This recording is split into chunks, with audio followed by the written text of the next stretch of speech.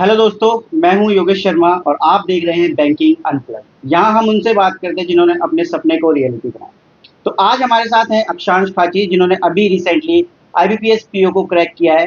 इनकी लाइफ में फेलियर्स भी आए और इन्होंने डाउनफॉल भी देखा, लेकिन इन्होंने अपनी एक सीट को पक्का किया। तो वेलकम अक्षांश and huge congratulation. Thank you sir. कैसे हैं आप? बढ़िया से एकदम। चलिए, सो अक्षांश, आप आईपीएस पीओ बन चुके हैं। सो सबसे पहला सवाल ये रहेगा कि आपको कौन सा बैंक अलॉट हुआ है अभी? सर मुझे बैंक ऑफ महाराष्ट्र अलॉट हुआ है। ओके, ठीक है। सो आईपीएस पीओ बनने का सपना जो है वो आपने पूरा कर लिया है अक्षांश यहाँ पर। और तो मतलब आपको फीलिंग जो है वो कैसी है इस समय?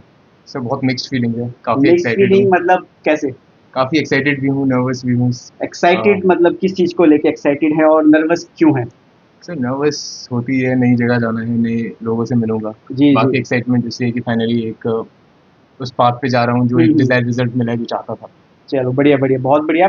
सो अक्षांश, सबसे पहले हम आपके बैकग्राउंड के बारे में जानना चाहेंगे कि आपकी स्कूलिंग कैसे शुरू हुई, कॉलेज, और मतलब जो भी आपका थोड़ा सा बैकग्राउंड है उसके बारे में जानना चाहेंगे।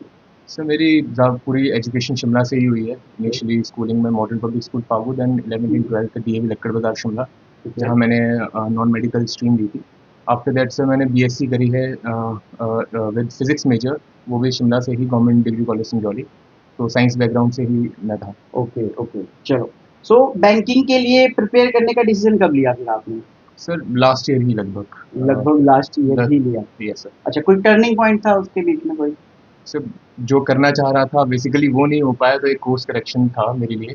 एंड मुझे ये लगा जो स्किल्स मैंने गेन करी है उसका मुझे बहुत अच्छा इस्तेमाल हो सकता है बैंकिंग सेक्टर में, क्योंकि मुझे हुआ भी काफ़ी कम टाइम में मैं कोप अप कर पाया चीज़ों के अच्छा, साथ। जैसे आपने कहा कि जो चीज़ आप कर रहे थे उसमें नहीं मिल पाया, यस सर। इसलिए आपने एक बार बैंकिंग को ट्राई किया और उसमें आपको लक आपका काम कर गया और आपको यस सर। सिलेक्शन मिल गया। तो क्या करना चाहते थे आप इससे सर मैं पहले? डिफेंस एग्जाम्स की ही प्रिपरेशन कर रहा था। ओके। 2020 से C D S, AFCAT and 2 बार मैंने एस एस बी भी क्लियर करी, बट अनफॉर्चुनेटली मैं मेरिट आउट हुआ 2 बार।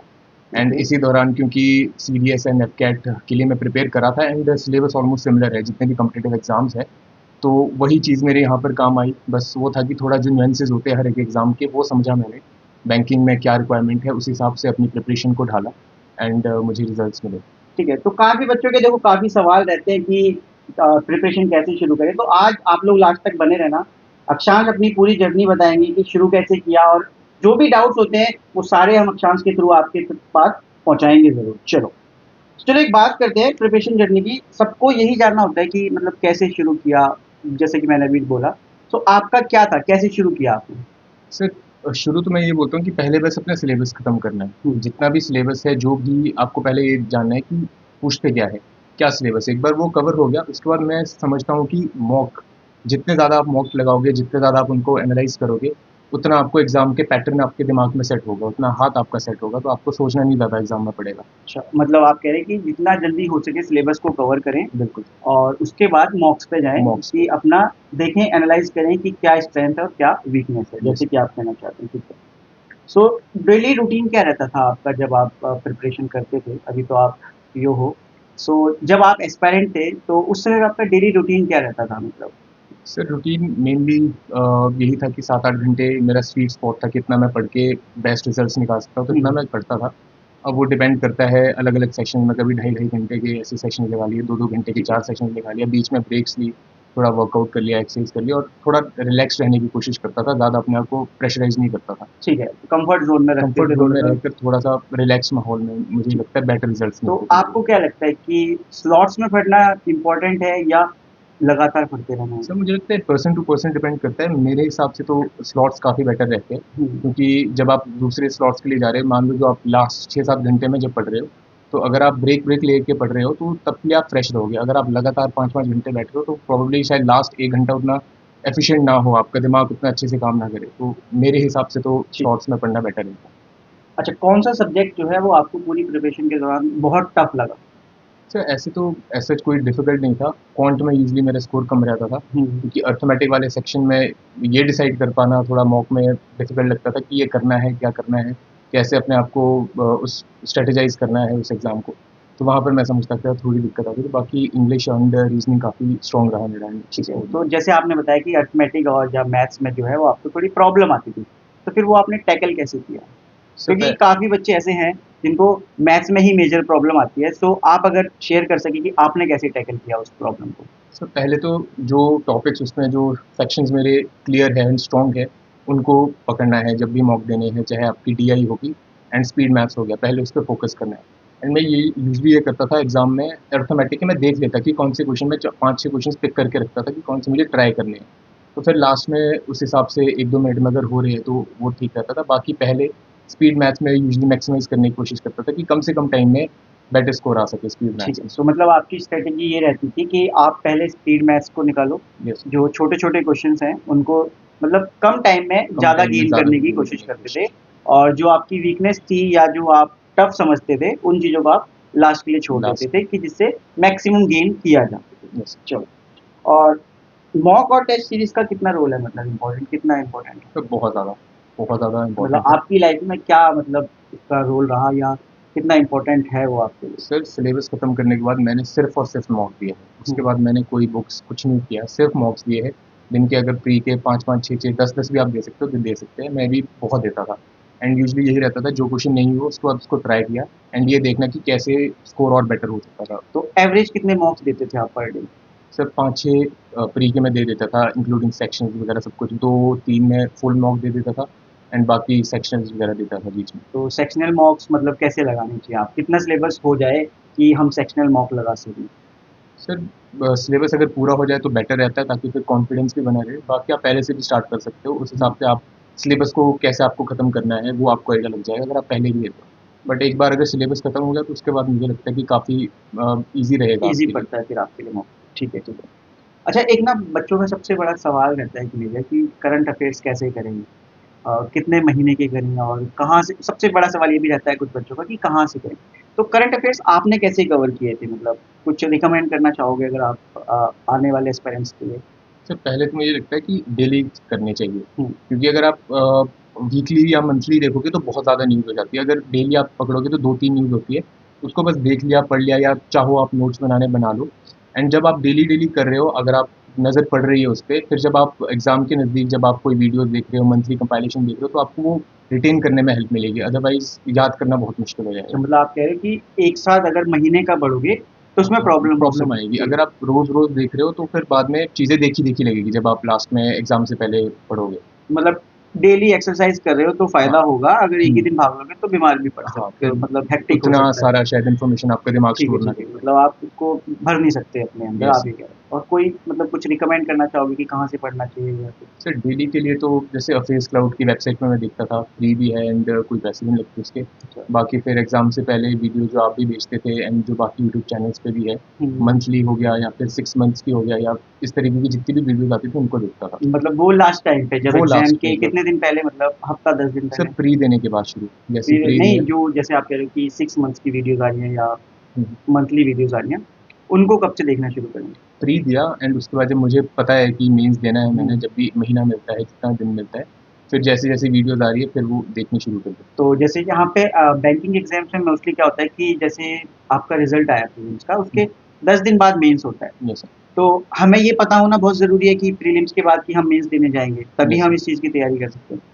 अगर कोई बच्चा जैसे लेट्स से कन्फ्यूज़ है, 50-50 है कि होगा या नहीं होगा और उसको एंड मोमेंट पे पता चलता है सरप्राइज़िंगली कि वो मेंस देने जा रहा है, तो उसके लिए क्या इम्पोर्टेंट है कि वो कितने महीने की कवर कर ले या कौन-सी इम्पोर्टेंट न्यूज़ हैं कि इस टॉपिक से पढ़ के चले जाएँ, तो उसका कुछ हो सकता है कि वो अपनी वो क्या कहते हैं कट ऑफ क्लियर कर ले सकें। तो जैसे इम्पोर्टेंट न्यूज़ है, कोई आरबीआई न्यूज़ है, हुँ, सेबी, ये सारी चीज़ें जो रेगुलेटरी बॉडी से रिलेटेड है, वो हो गया। बाकी बैंकिंग रिलेटेड जितने हो रही है कि क्रेडिट कार्ड, ये स्कीम्स, ये सारी चीज़ें देख ली। बाकी तो यही यूजुअली 6 महीने तक का अगर आप करो तो बेटर रहता है एंड एग्ज़ाम से पहले के 2-3 महीने होते हैं, वो हुँ, सबसे ज़्यादा इम्पोर्टेंट रहते हैं। ठीक है। वो अच्छे से कर तो लो। आप कह रहे हो कि मोस्टली अगर किसी को रिसेंटली पता चला है कि उसका एग्ज़ाम क्रैक हुआ है बच्चों, तो अक्षांश बताना चाहते हैं कि आप लास्ट के 3-4 महीने का भी अगर कर लो और उसमें भी आरबीआई या फिर बैंकिंग से रिलेटेड जितनी भी न्यूज़ हैं, अगर आप उनको कवर कर लेते हो, तो आपके लिए काफ़ी अच्छा रहेगा। आपके एग्ज़ाम्स का जो सेक्शनल कट ऑफ है, वो आप क्लियर कर सकते हो। ठीक है। अच्छा, एक चीज़ है मेरे सवाल अभी उठा कि जैसे हम कोई जर्नी कर रहे होते हैं, तो एक लो फेज़ ज़रूर आता है। सो क्या आपकी लाइफ़ में या आपकी जर्नी में कोई ऐसा लो फेज़ था, जहाँ पे आपको लगा कि यार हाँ, थोड़ा डाउन फ़ील कर रहे हो, थोड़ा लो फ़ील कर रहे हो? सर लास्ट ईयर ही 2024 में यहाँ आने से पहले एक वो ऐसा फेज़ आया था, क्योंकि पहले एसएसबी दे रहा था एफकेट की, एंड उसके बाद जब वापस आया तो मैंने सीजीएल ट्राई किया उस टाइम। ठीक है। एंड प्री अच्छा गया मेरा, 150 नंबर बन रहे थे, मैंने सोचा हो जाएगा। एंड आफ्टर दैट जब 3-4 महीने मैं मीन्स की तैयारी कर रहा था, उसकी टायर टूटी। फिर जब रिजल्ट आया तो 0.1 मार्क्स से मेरा नहीं क्लियर हुआ। 152.8 मेरे मार्क्स, मेरे 152.9 कट ऑफ गई। तो उसके बाद फिर ये थोड़ा समझ नहीं आ रहा था कि अब क्या करूँ। फिर लकीली फिर मैं बैंकिंग की तरफ मुड़ा, and I think it was a very good decision कि अल्टीमेटली रिजल्ट अच्छा मिल गया उसकी वजह से। सो इस दौरान कभी गिव अप करने का फील हुआ या मन किया कभी ऐसा कि गिव अप कर देते हैं? नहीं सर, गिव अप करने का तो नहीं ऑप्शन था क्योंकि कभी। ऐसा बहुत बार होता है कि ऐसा दिल करता है कि यार नहीं हो रहा गिव अप करना, कुछ ऐसा? सर नहीं सर, क्योंकि मुझे लग रहा था कि काफ़ी क्लोज हूँ मैं, बस वो लाइन क्रॉस नहीं हो रही, लाइन तक पहुँच रहा हूँ। हुँ, तो मुझे लग रहा था कि आज नहीं तो कल रिजल्ट मेरे को मिल जाएगा, बस मेहनत करते रहनी है, जो मैं मेहनत कर रहा करते हूँ रहो, वो तो करते यही रहना। एक सक्सेस मंत्र है कि आप लोग कंसिस्टेंटली मेहनत करते रहो, बाकी आपके पास सक्सेस ज़रूर आएगा, ठीक है? चलो, अच्छा बहुत एस्पायरेंट्स के लिए ना मतलब रिलेटेबल हो सकती है चीज़ें। जब रिज़ल्ट नहीं आता, जैसे आपने बताया कि एसएससी के बारे में आप बता रहे हैं, तो जब जैसे उसके रिज़ल्ट्स बहुत लेट आते हैं एसएससी के। सो एसएससी आप जब दे रहे थे, तो रिज़ल्ट्स बहुत लेट आते, तो अपने आप को उस टाइम पे मोटिवेटेड कैसे रखते थे कि यार मोटिवेशन कैसे लाते थे कि साल हो जाता था कभी-कभी, ऐसा हो जाता है कि 7-8 महीने तक रिज़ल्ट नहीं आया, तो आप उस समय पे ऐसा होता है कि यार रिज़ल्ट्स तो आ नहीं रहे, तो क्या करें? तो उस समय पे आपकी क्या फीलिंग रहती थी या आपका क्या चलता था दिमाग में? सर उस टाइम बस यही कोशिश रहती थी कि रिजल्ट के बारे में ज़्यादा सोचना ही नहीं है, हुँ, अपना काम है बस रोज़ का 7-8 घंटे जितना पढ़ना है, बस वो अपना काम रोज़ का करना है, बाकी महीने 2 महीने 3 महीने बाद क्या होगा उससे फ़र्क नहीं पड़ता। आज जो मेरे पास आगे टास्क है वो कैसे करूँ, तो बस उसी पे अपना दिमाग लगा के रखता था, थोड़ा एक डिसिप्लिन रहने की कोशिश करता था, बाकी फिर ज़्यादा रिजल्ट्स के बारे में नहीं सोचता था, जो होगा जी। देखा जाए वाली फीलिंग में। अच्छा, तो आपने एसएससी भी दिया है, आपने बैंकिंग भी दिया है। प्रोसेस क्या लगता है आपको, किसका प्रोसेस बढ़िया है अ, एक एस्पायरेंट के लिए या एस्पायरेंट की नज़र से अगर देखा जाए तो किसमें उसको बढ़िया है, मतलब मज़ा आएगा कि हाँ, ये करना चाहिए? सर बैंकिंग का सबसे बड़ी एक एडवांटेज ये है कि एक तो प्रोसेस बहुत जल्दी हो जाता है, क्योंकि इसका प्री आई थिंक मैंने लास्ट ईयर अक्टूबर में दिया, हुँ, एंड अब जॉइनिंग होने वाली है, and with in 6 month 7 months आपको जॉइनिंग मिल जाती है। एंड अदर देन दैट साल में चांसेस बहुत सारे मिलते हैं, हुँ, क्योंकि 3 पीओ 3 क्लरिकल तो मिनिमम है जो होनी है। छह इसके अलावा एग्ज़ाम्स हैं। इंश्योरेंस की आएगी, इसके अलावा आरबीआई वगैरह की अगर आप कोई तैयारी कर रहे हो तो आराम से 8-10 एग्जाम्स आप दे दोगे साल में, तो चांसेस ज़्यादा मिलते हैं इसकी वजह बढ़िया। से। हुँ, अच्छा जब फाइनली रिज़ल्ट आया आपका और आपने अपना नाम देखा, तो फीलिंग क्या थी या आपका पहला रिएक्शन क्या था? सर बहुत खुश था, एक्सपेक्टेड था कि शायद रिज़ल्ट आए, बट वो हुँ, थोड़ा उस दिन डिले हो गया। वो लिंक नहीं आ रहा था, तो मेरे को लग रहा था शायद नहीं आएगा रिज़ल्ट आज, ठीक बट है, ठीक है। फाइनली जब आया तो काफ़ी खुश था। अच्छा सबसे पहले किसको बताया आपने कि रिज़ल्ट आ गया मेरा और किसको बताया या किसी को फ़ोन किया हो, कुछ होते हैं अपने जिनको हम बताते हैं, तो किसको बताया आपने सबसे पहले? सर मेरे मदर घर पे थे तो उनको ही बताया, मेरा सबसे भाई घर पे था। और उसकी रिएक्शन क्या था आपका? बहुत खुश थे सर, सब बहुत खुश सब थे, कुछ थे। क्योंकि काफ़ी फैमिली का साल से थे। रिएक्शन कैसा था उस समय? मदर का क्या रिएक्शन था? पहले शॉक में थे, यकीन नहीं हो रहा था उनको भी कि फाइनली, क्योंकि 5 साल से मैं लास्ट हुँ, लास्ट में फेल होते जा रहा था। और हुँ, फाइनली जब रिज़ल्ट हुआ, आया अच्छा, तो बहुत खुश थे भाई। बहुत अच्छी फीलिंग होती है मतलब गूज़बम्प्स काइंड है ना? Yes sir. तो गूज़बम्प्स भी आते हैं उसमें तो बढ़िया है। तो अच्छा आपने बताया कि आपने एसएसबी भी किया था। सो वहाँ की कोई स्टोरी है आपके पास कि आपका क्या हुआ? कैसे वहाँ पे आपने किया और कैसे आप रह गए वहाँ पे?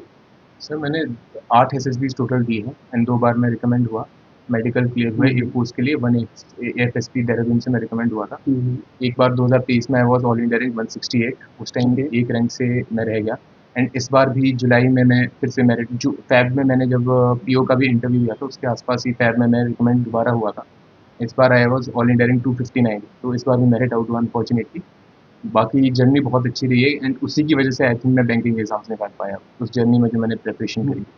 तो इस पूरी कहानी से हम ये समझ सकते हैं कि आपको गिव अप नहीं करना है और आपको चलते रहना है।